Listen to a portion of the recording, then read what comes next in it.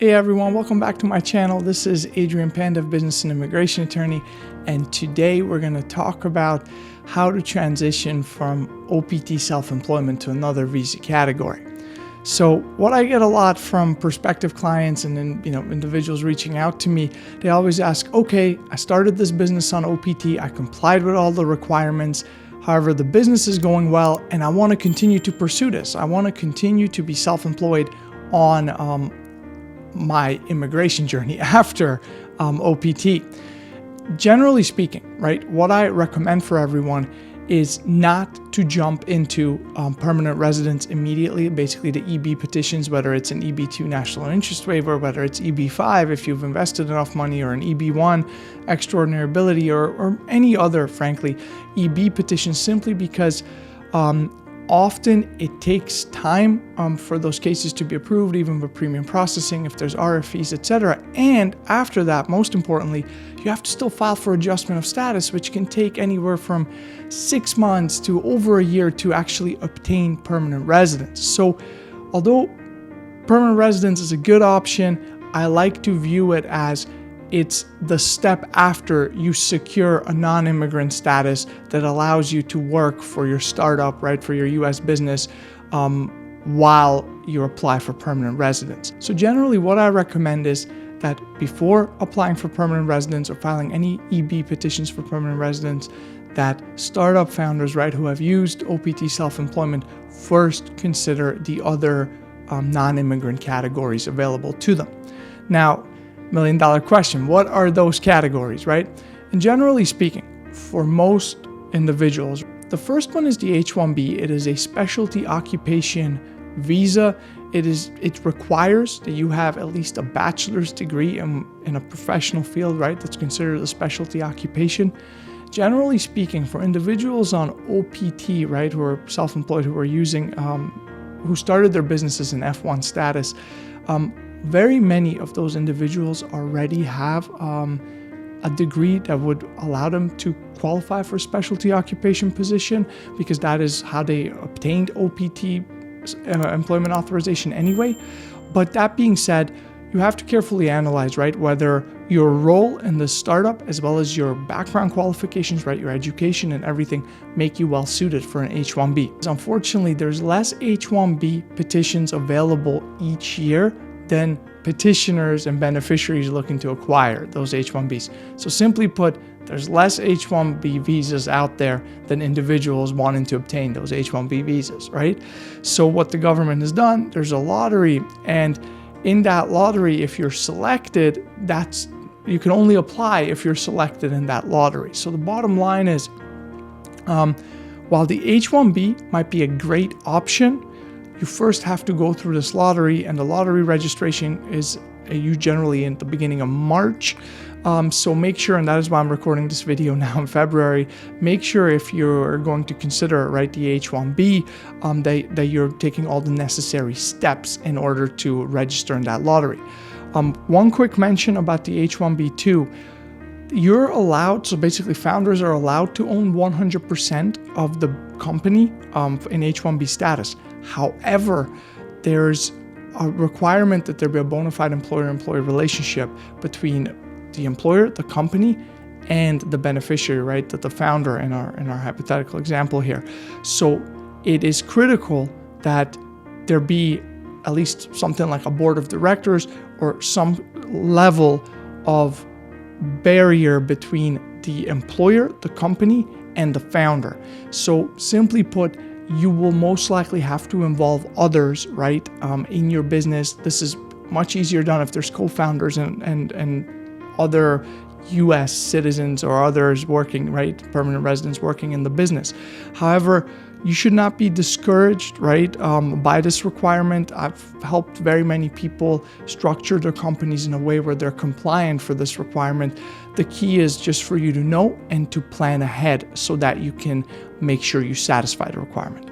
That being said, the H-1B I think is one of the best options for founders, as long as you're able to meet the necessary requirements. Now let's talk about the O1 category. I hear about this one a lot from founders because unfortunately, right, with the low selection rates in the H-1B lottery, many founders have to think outside the box. So that's how they land on the O1. The O1 is a great option, right? It's also a 3-year visa like the H-1B. It allows you to own 100% of the business. You can have controlling interest in it. So it has a lot of the same advantages like the H-1B. Generally speaking, I do like to have the same type of bona fide employer-employee relationship with the O1, although the requirements are significantly less stringent than the H-1B. So unlike the H-1B, right, where you just have to work in a specialty occupation and you have to have that professional background, right, that satisfies the specialty occupation requirement, the O1 has a higher standard, right? You have to show that you're at the top of your field, that you're extraordinary. So generally speaking, simply put, you have to show more accomplishments for this O1 to be approved. That being said, for any founder, right, anyone who's been self-employed on OPT who has had success to the point where they're being accepted to accelerator programs, incubators, they may have investors, right, they're raising funds, etc. All of those accomplishments count, right? So it's not just your own accomplishments individually, but it's also the business, it's also the company, right? So if the company is on a good growth trajectory and it's happening under your leadership role in it, right, or your critical role in it, right, even if you're an engineer in it, that could be super helpful, right, for an O1. So it's definitely a viable option. I will say I do find that many think that everyone just qualifies for an O1 by nature of starting a business. I think that's simplified. I do think the O1 is better suited for individuals who are able to show higher accomplishments, right, and to be able to show how they satisfy this extraordinary ability criteria. So the third option is the E2 visa. Unfortunately, with the E2 visa, only treaty country citizens are eligible. Very many F1 students on OPT, right, are not eligible simply because of their citizenship.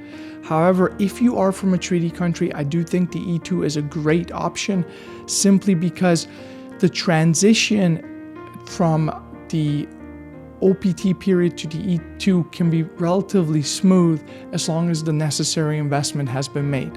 Now, a couple of things, right? Unlike the other visa categories we just discussed, the biggest difference with the E2, besides the treaty country requirement, is that you have to make a substantial investment, right? So if you've not put any capital, any cash into the startup, then the E2 may not be a good option. But for most businesses, right, as you start them, they do require capital. And what I see is that most founders do put cash and capital into these businesses, right? So in those cases, the reason I like the E2 so much is because it's, for many countries, it's up to a 5-year visa. You can renew it indefinitely. So it's a longer period than the O1 or the H-1B. In addition, it's literally issued to the investor to develop and direct the business, so you can serve as a CEO. You do not need that bona fide employer-employee relationship that you need for the H-1B, right? So it allows you to work in the role of a top manager, CEO, CFO, whatever it may be, which from what, in my experience, most founders actually want. But that being said, right, the E2 does require that investment, so careful planning is absolutely necessary. I tell all of my clients, right, who I've helped with like OPT, self-employment, to allow at least, I would say 6 months, 4 months at a minimum, before the expiration of the OPT period to be able to plan out the investment aspect of the E2 and apply, because you have to make sure, right, that you set up this investment and you structure it in a way where it's going to allow you to obtain that E2 status. Anyway, your takeaway from this video should be that if you're in a situation where your OPT period is coming to an end, you've been self-employed, the business is doing well, which is great news, right? You're actually growing a US business, which was your goal. It's amazing. It's not the end of the world that the period's coming to an end. And many people I find feel so constricted and they feel like, oh, there's no other options. And that's not really true. There are options. The critical part is to choose the one that is best for your particular case, right? So these 3 are the 3 most common ones that I see. That being said, there are other ones. The bottom line is, don't wait till the last day in your OPT self-employment period to plan all this out. Generally speaking, this planning period does take several months to make sure you select the best viable option and prepare for it in advance and file all relevant petitions, applications, etc. But the bottom line is there are options.